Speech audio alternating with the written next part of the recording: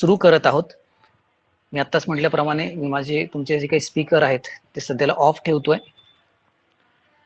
विद्यार्थी मित्रांनो, आजच्या या तासिकेमध्ये आपण क्वाड्रॅटिक इक्वेशनचे प्रकरण सुरू केलेलं आहे. त्या क्वाड्रॅटिक इक्वेशन प्रकरणाचा अत्यंत महत्त्वाची दोन संकल्पना स्टडी करणार आहोत. One is the nature of roots of quadratic equation and another is to form the quadratic equation if roots are given. ह्या दोन संकल्पना आपण समजावून घेणार आहोत. स्क्रीन माझी शेअर करतो आहे.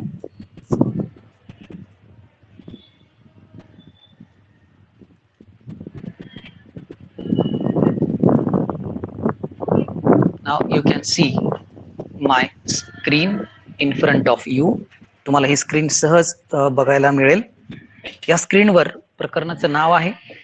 त्याचबरोबर या पिरियडला आपण काय काय अभ्यासणार आहोत ते देखील तुमच्या समोर दिसत आहे. Now the chapter number second. या सेकंड चॅप्टर मध्ये गेल्या तासिकेपर्यंत आपण finding the roots of equations यामध्ये दोन मेथड स्टडी केल्या. One is factorization method and another is formula method. ठीक आहे. आजच्या तासिकेमध्ये आपण या तीन संकल्पना स्टडी करणार आहोत. कोणत्या कोणत्या तीन संकल्पना आहेत त्या आपण इथं विचारात घेणार आहोत. पहिली आहे nature of roots of quadratic equation. Quadratic इक्वेशनच्या रूटचं नेचर, त्याचं स्वरूप कसं असेल ते या ठिकाणी आपण समजून घेणार आहोत. यामध्ये दुसरा एक पॉइंट आहे the relation between the coefficient and the roots. आता हा जो मधला कन्सेप्ट आहे तुम्ही तुमच्या पुस्तकामध्ये बघू शकता. हा जो मुद्दा दिलेला आहे ही संकल्पना आपल्या सिलेबस मधून कमी करण्यात आलेली आहे. That is the relation between coefficient and roots. जो काही 25% आपला सिलेबस वगळण्यात आलेला आहे त्या 25% मध्ये हा पॉइंट या ठिकाणी येतोय जो आपल्याला घ्यायचा नाही. परीक्षेमध्ये त्यावरती प्रश्न विचारले जाणार नाही. हा सेकंड, हा ओमिट असणार आहे. थर्ड मात्र आपण या ठिकाणी घेणार आहोत to form the quadratic equation. आपल्याला क्वाड्रॅटिक इक्वेशन फॉर्म करायचं आहे इफ रूट्स आर गिवन. आतापर्यंत आपण दोन मेथड मध्ये इक्वेशन पासून रूट कसे काढायचे ते शिकलो.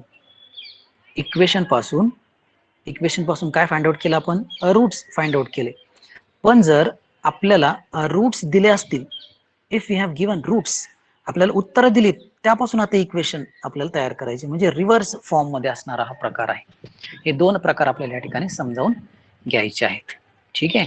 So we move now further. यातला पहिला पार्ट आपण या ठिकाणी घेऊया.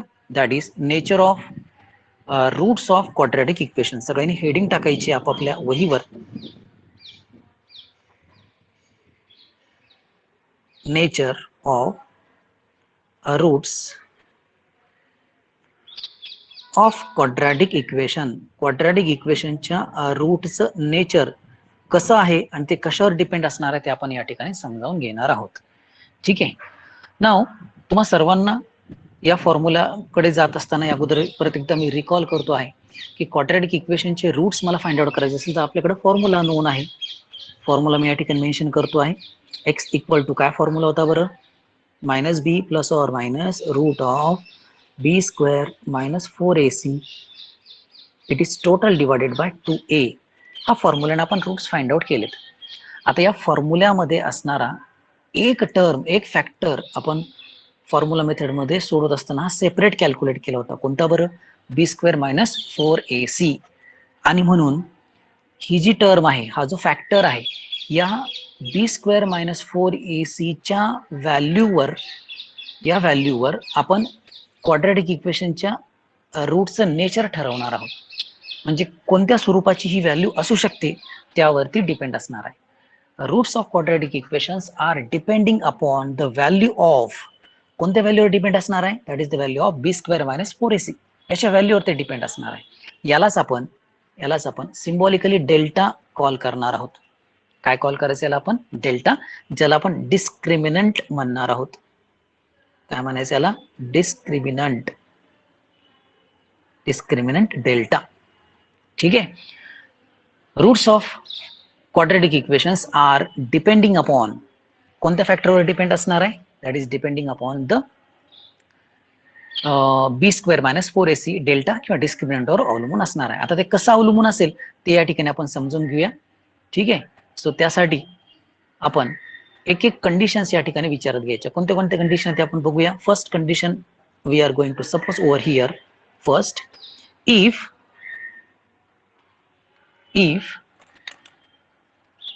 if delta equal to b square minus 4ac is greater than 0, म्हणजे बी स्क्वेअर मायनस 4ac ची व्हॅल्यू ही तीन पॉसिबिलिटी असणार आहे, तर ग्रेटर दॅन 0 असेल, इक्वल टू 0 असेल किंवा लेस दॅन 0 असेल. If delta equal to b square minus 4ac is greater than 0, then roots सगळ्यांनी लिहून घ्यायचंय. Roots of quadratic equation R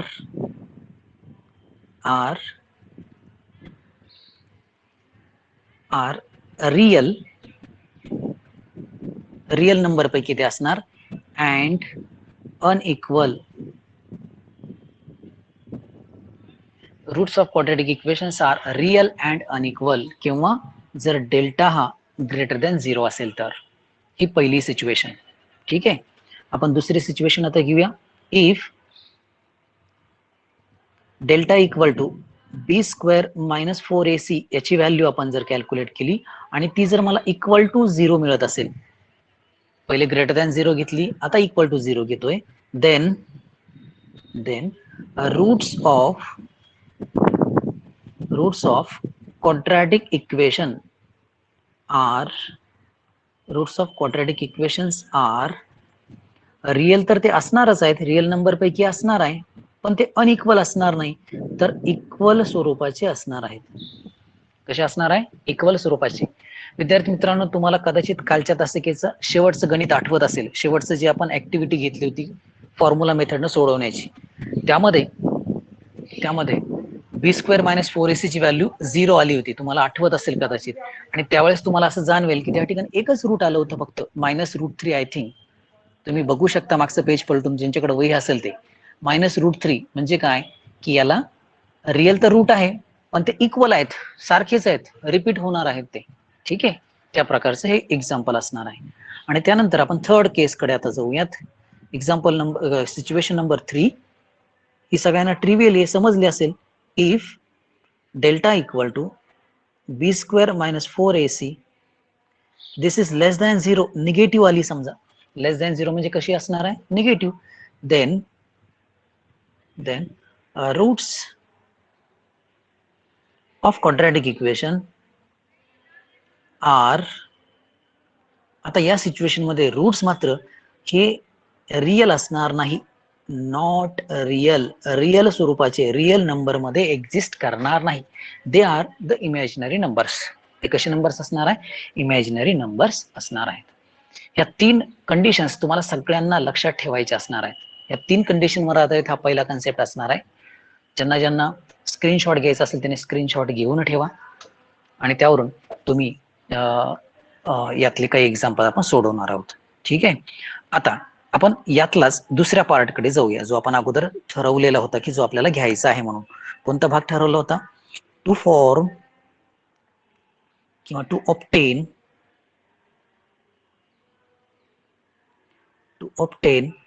quadratic equation if roots are given. या केसमध्ये आपल्याला रूट्स हे प्रोव्हाइडेड असणार आहे, दिलेले असणार आहे, आणि त्यावरून आपल्याला क्वाड्रॅटिक इक्वेशन तयार करायचं आहे. ठीक आहे, कसं तयार करायचं ते आपण बघूया, काय त्याच्यामध्ये फॉर्म्युलेशन असणार आहे. बघा, सगळ्यांना माहिती आहे, आता पण आपण एक्झाम्पल सोडवलं त्यावेळेस आपल्याला असं जाणवलंय की कोणत्याही क्वाड्रॅटिक इक्वेशनला 2 रूट्स असतात. समजा त्या 2 रूट्सला मी अल्फा आणि बीटा असं जर सपोज केलं, से फॉर एक्झाम्पल व्हेरिएबलच्या स्वरूपामध्ये अल्फा आणि बीटा सपोज केलं, तर काय होईल बघा. If a quadratic equation has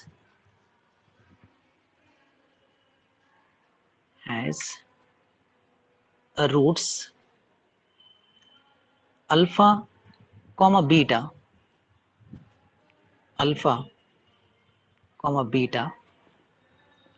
then alpha comma beta,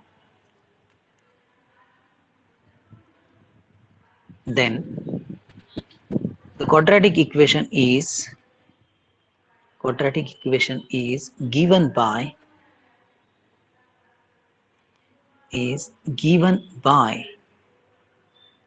quadratic equation is given bye, खाली या ठिकाणी फॉर्म्युला मेन्शन करतो, त्या फॉर्म्युल्यानं आपल्याला क्वाड्रॅटिक इक्वेशन हे मिळणार आहे. And which is given by x square minus ब्रॅकेटमध्ये अल्फा प्लस बीटा त्या दोन रूटची addition multiplied by x plus alpha into beta equal to 0. या फॉर्म्युल्याच्या साह्याने आपल्याला क्वाड्रॅटिक इक्वेशनचं रूट्स या ठिकाणी मिळणार आहे. बघा, या ठिकाणी मी ब्रॅकेट करतोय तुम्हाला समजण्याच्या दृष्टिकोनातून. X square minus alpha plus beta x plus alpha into beta. या ठिकाणी मी जर ऑब्झर्व करतो तर हे सम ऑफ रूट्स आहे. क्वाड्रॅटिक इक्वेशनचं काय आहे? Sum of roots. आणि अल्फा इंटू बीटा म्हणजे काय असणार आहे? Product of the roots. याच फॉर्म्युल्याला तुम्ही असं देखील लिहू शकता, एक्स स्क्वेअर मायनस इथे ब्रॅकेटमध्ये sum of roots alpha plus beta न घेता sum of roots into x plus alpha into beta म्हणजेच काय असणार आहे? Product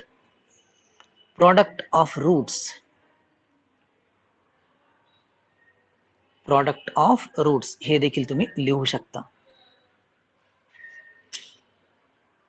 product of roots, sum of roots आणि product of roots equal to 0. हे देखील फॉर्म्युलेशन याचं होऊ शकतं. हा एक फॉर्म्युला तुम्ही सर्वांनी लक्षात ठेवायचा आहे. सम ऑफ रूट्स आणि प्रोडक्ट ऑफ रूट्स वरून आपण डायरेक्ट क्वाड्रॅटिक इक्वेशन तयार करू शकतो. आणि हे दुसरं, ज्या ठिकाणी आपण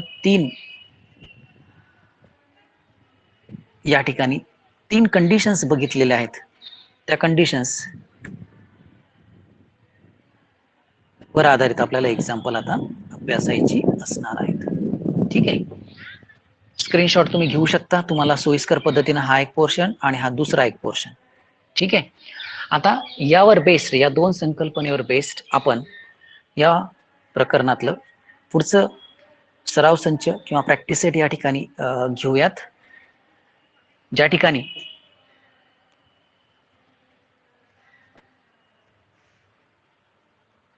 तुमच्या समोर एक प्रॅक्टिस सेट दिसतो आहे. चुकून या ठिकाणी मराठी पेस्ट करण्यात आली इमेज, तुम्ही फक्त कन्सिडर करा. काय काय चेंजेस आहेत ते आपण या ठिकाणी बघूया. या ठिकाणी तुम्हाला असं लक्षात येत आहे, तुम्ही पुस्तकामध्ये बघू शकता, तुमच्या पुस्तकासमोर सराव संच प्रॅक्टिस सेट 2.5 काढल्यानंतर आपल्याला 3 ऍक्टिव्हिटी बेस्ड एक्झाम्पल दिलेले दिसतील तुम्हाला. 3 ऍक्टिव्हिटी बेस्ड एक्झाम्पल्स, 1, 2 आणि 3.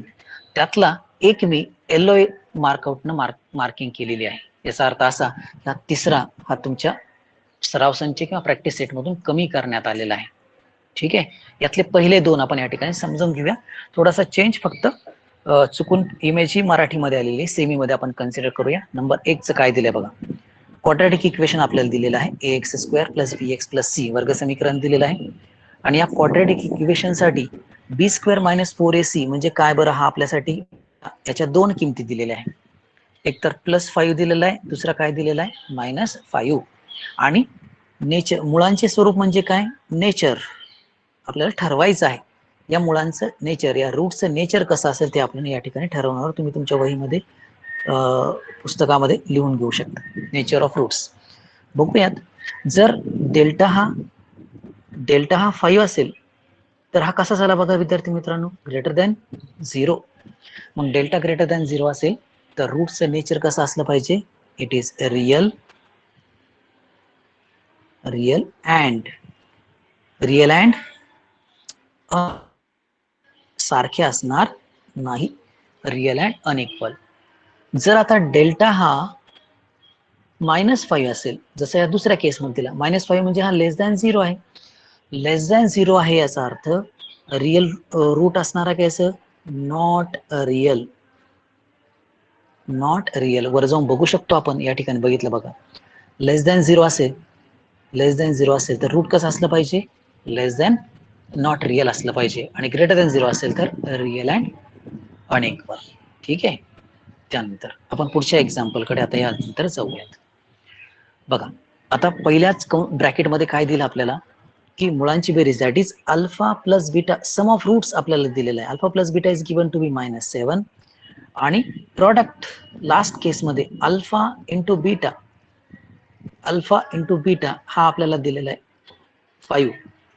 ठीक आहे, आणि यावरून मला क्वाड्रॅटिक इक्वेशन फॉर्म करायचंय. मी या ठिकाणी क्वाड्रॅटिक इक्वेशन लिहितो.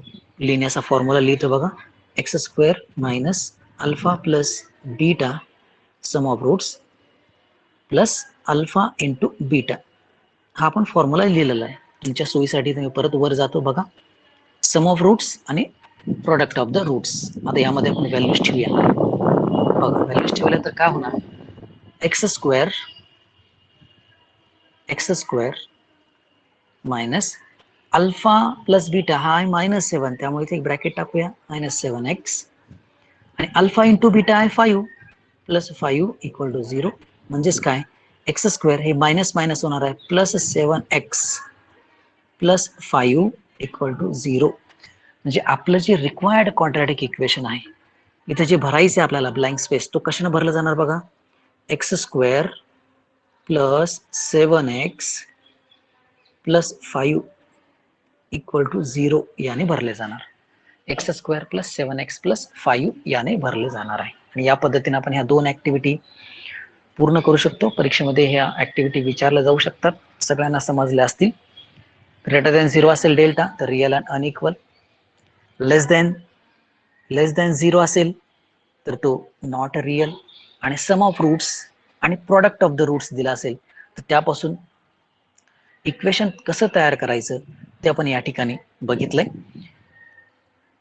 परत एकदा आपल्याला पुढच्या सेक्शनकडे आता यानंतर जायचं आहे. आपल्या या प्रॅक्टिस सेट जो आपण सुरू केलेला आहे 2.5 यातलं क्वेश्चन नंबर 2 कडे यानंतर जाणार आपण. क्वेश्चन नंबर 2 टाकूया. क्वेश्चन नंबर 2 अतिशय सोपे प्रश्न या प्रॅक्टिस सेट मध्ये आहे बघा. Find the value of discriminant. Find the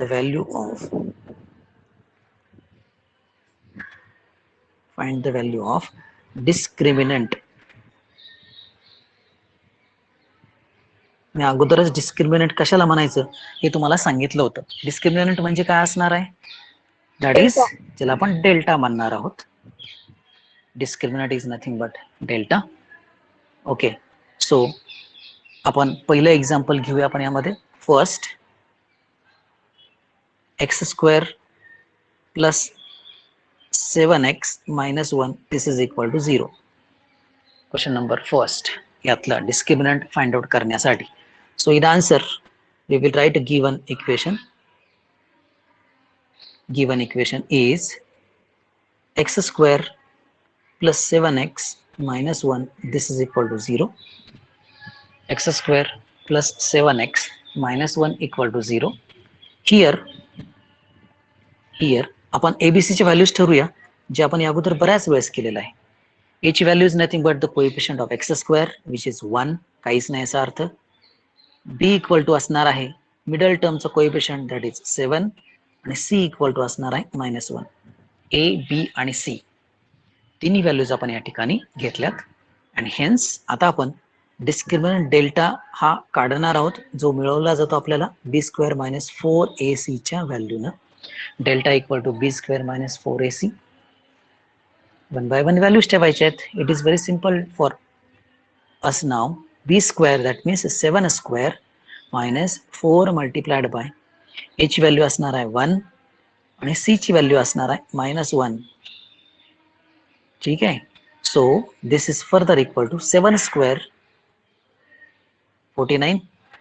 हा या ठिकाणचा मायनस, हा मायनस आणि हा मायनस यांचा प्रोडक्ट आपण केला तर तो होणार आहे प्लस. ठीक आहे. त्यानंतर 4 1 4 आणि 4 1 4 म्हणजे 4च होणार. So delta equal to finally आपल्याला मिळत आहे 49 प्लस 4 53 आणि ही आपल्या या क्वेश्चनचं आन्सर असणार आहे. डेल्टाची व्हॅल्यू आपल्याला मिळते आहे 53. आता डेल्टा हा 53 आहे. आपल्याला नेचर ऑफ रूट्स तर नाही सांगितलं विद्यार्थी मित्रांनो, पण आपण ठरवू शकतो. डेल्टा हा आला म्हणजे कसा आला बरं, हा इट इज ग्रेटर दॅन 0 आणि ग्रेटर असेल तर आपल्या रूटचं नेचर डेल्टा पेक्षा ग्रेटर दॅन 0 असेल 0 पेक्षा, तर रूटचं नेचर कसं असलं पाहिजे, that is real and unequal. ते आपण पुढच्या एक्झाम्पल मध्ये मेन्शन करायचं आहे. ओके, नाउ आफ्टर दॅट आपण पुढच्या क्रमांकाकडे आता यानंतर जाऊयात.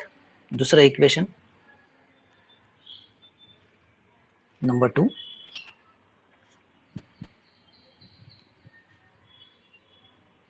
2y square minus 5y plus 10 equal to 0. 2y square minus 5y plus 10 equal to 0. Very simple example. We can definitely find this value. Start with the given 2y square minus 5y plus 10 equal to 0. Here a equal to abc ची value घ्यायची, a ची value आहे 2, b ची value आहे -5 आणि c ची value आहे last term that is 10. Hence discriminant delta equal to b square minus 4ac. Discriminant delta equal to b square minus 4ac. b चा स्क्वेअर म्हणजेच -5 आणि त्याचा स्क्वेअर -4 मल्टिप्लाइड बाय a ची व्हॅल्यू आहे 2, c ची value आहे 10. -5 चा स्क्वेअर असणार आहे +25. बरेच मुलं गडबडीमध्ये -25 लिहितात, जे चुकीचं राहील विद्यार्थी मित्रांनो लक्षात घ्या. -4 दुने 8 आणि 8 गुणिले 10 होणार किती आहेत? 80. 25 minus 80. So the difference 25 and 80 चा डिफरन्स किती होणार आहे? 55 डिफरन्स येतो, पण मोठी संख्या निगेटिव्ह आहे, त्यामुळे -25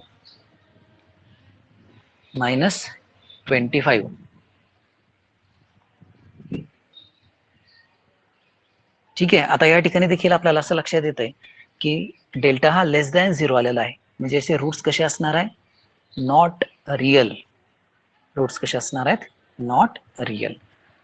so here we are having the second example, ज्यामध्ये आपण डिस्क्रिमिनंटची व्हॅल्यू काढलेली आहे.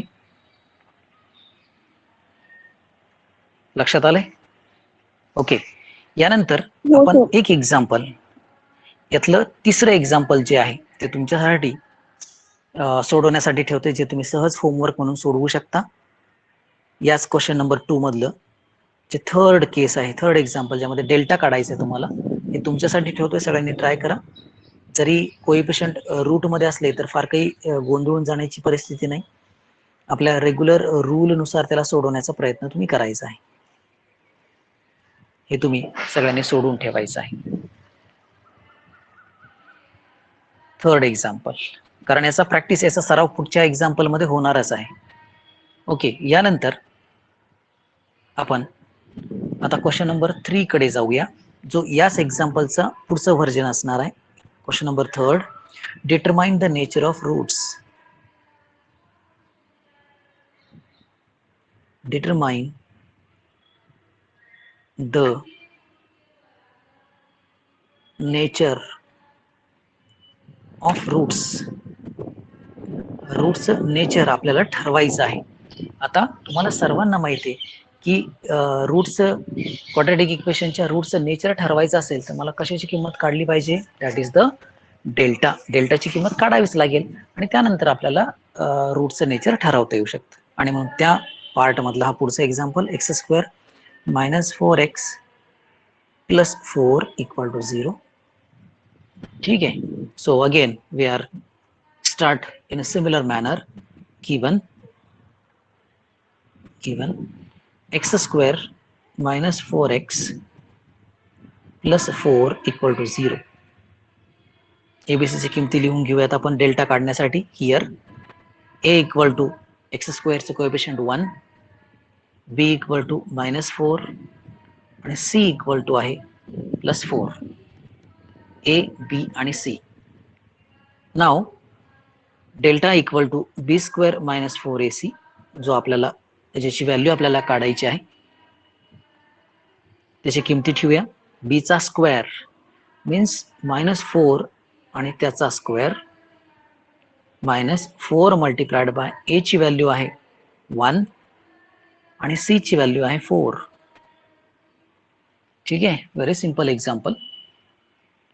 -4 आणि त्याचा स्क्वेअर आपण केला तर तो होणार आहे +16. 4 4 जा 16. आणि 4 आणि 4चा गुणाकार हा देखील 16 होणार आहे. What is this means? This means that delta is equal to 0. आणि जर डेल्टा हा जर 0 असेल तर रूटचं नेचर, डेल्टा हा जर 0 असेल तर रूटचं नेचर कसं असलं पाहिजे? Real and equal and equal. Equal.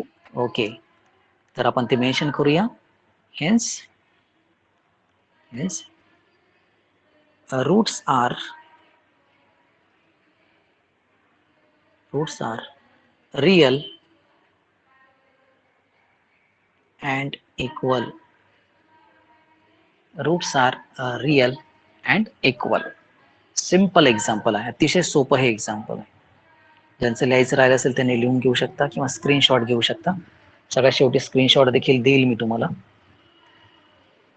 हा एक पोर्शन. यानंतर आपण पुढे मूव्ह करूयात. क्वेश्चन नंबर यातलाच सेकंड. दुसरं इक्वेशन असं आहे 2y² - 7y + 2 = 0. Where deal with the similar manner. Given 2y² - 7y + 2 = 0. Here a = y² चं कोएफिशियंट 2, b = मिडल टर्मचं कोएफिशियंट -7 आणि c = असणार आहे 2. Hence delta = b² - 4ac. Delta = b² - 4ac. So which is further equal to b चा square means -7 आणि त्याचा square -4 multiplied by a ची value आहे 2 आणि c ची व्हॅल्यू आहे अगेन 2. सो 7² - 7² 49. त्यानंतर -4 दुने 8 आणि 8 गुणिले 2 होणार आहेत 16. So delta = 49 - 16. It is comes out to be 33. आणि याचाच अर्थ असा होतो की डेल्टा हा आलाय 33 आणि जो की ग्रेटर दॅन 0 आहे, पॉझिटिव्ह आहे.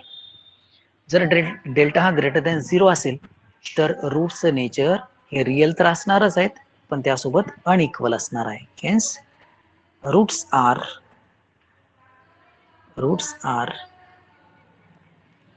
Real and unequal. Roots are real and unequal स्वरूपाचे असणार आहेत. ठीक आहे, ओके. यानंतर याच्यातलंच तिसरं एक्झाम्पल आहे. हे मात्र आता मी सेम काइंडचं असल्यामुळे तुम्हाला होमवर्कसाठी देतोय. यातलं थर्ड केस, तिसरं एक्झाम्पल क्वेश्चन नंबर 3 मधलं मेन्शन करतोय. रूटचं नेचर तुम्ही ठरवायचं आहे. m² + 2m + 9 = 0. एबीसीची किमती घ्या आणि रूटचं नेचर तुम्ही यानंतर ठरवायचं आहे. ठीक आहे, okay. Now after that we are having the question number 4th.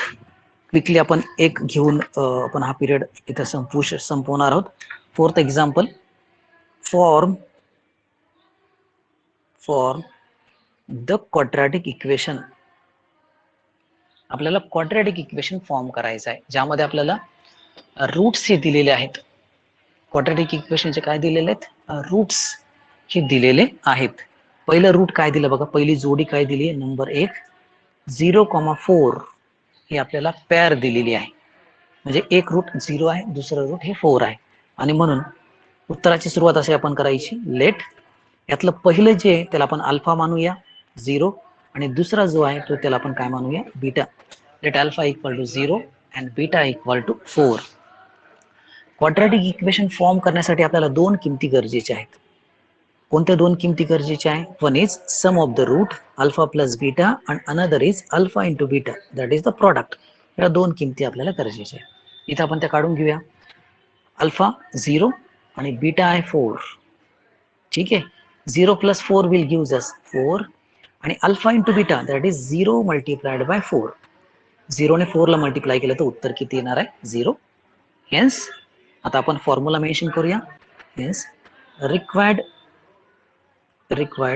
Quadratic equation formula mention करतोय, सगळ्यांना माहिती आहे, x square minus sum of the roots alpha plus beta x plus alpha into beta, जो आपण मेन्शन केला होता दुसऱ्या article मध्ये, alpha plus beta x plus alpha into beta. तर दोन्ही किमती ठेवायच्या फक्त इथं. X square minus alpha plus beta किती मिळवला आपण, 4x plus alpha into beta हा मिळवलेला आहे आपण 0 equal to 0. It is the required quadratic equation. आणि हे आपलं रिक्वायर्ड क्वाड्रॅटिक इक्वेशन असणार आहे की ज्याचे रूट्स, दोन रूट्स हे काय असणार आहेत, जे दोन रूट्स हे पहिलं रूट असणार आहे 0 आणि दुसरं रूट काय असणार आहे 4. ठीक आहे. तर या पद्धतीनं यातलं हे एक एक्झाम्पल आपण आजच्या तासिकेला घेतलंय. उद्याच्या तासिकेला आपण यावर आधारित पुढचं एक्झाम्पल घेणार आहोत. स्क्रीनशॉट काढून घ्यायचे तुम्ही सर्वांनी. तुम्हाला जर काय अडचणी असेल तर तुम्हाला तुमच्या ग्रुपवर याची लिंक देखील मिळेल. तुम्हा सर्वांना आजच्या तासिकेतला मेजर पोर्शन हा समजला असेल. समजलाय का विद्यार्थी मित्रांनो? हो सर. जर काही अडचणी असेल पर्सनली तर माझ्या व्हॉट्सअप ग्रुपवर किंवा व्हॉट्सअपला पर्सनली तुम्ही मेसेज करू शकता. ठीक आहे.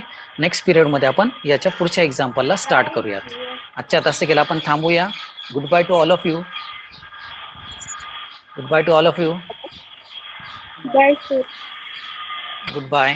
Bye sir. Bye bye.